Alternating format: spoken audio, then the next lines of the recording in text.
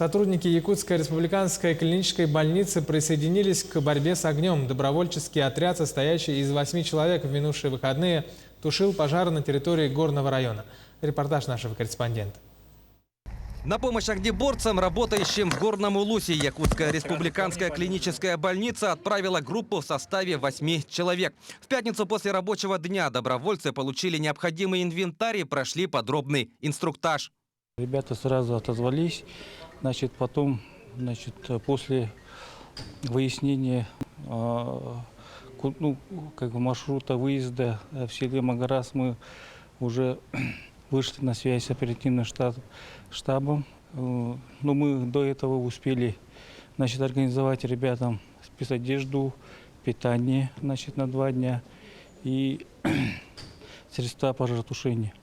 В список огнеборцев в числе первых записались Борис Никифоров и Данил Николаев, которые до этого выезда уже имели опыт пожаротушения в качестве добровольцев. Молодые люди вместе с коллегами поздним вечером доехали до пункта назначения в 20 километрах от села Магарас и сразу приступили к работе.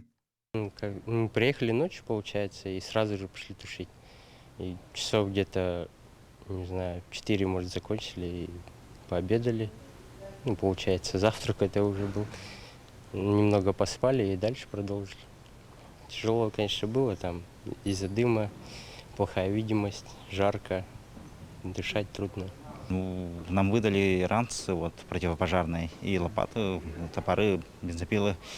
И там в 20 километрах там тушить рядом с озером и ранцами тушили.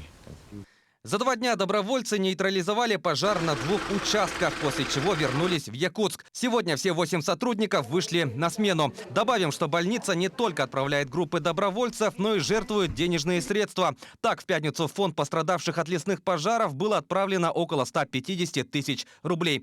Больница продолжает сбор денег и готова в случае необходимости собрать новую группу добровольцев. Власий Сергеев, Владимир Павлов, Якутск.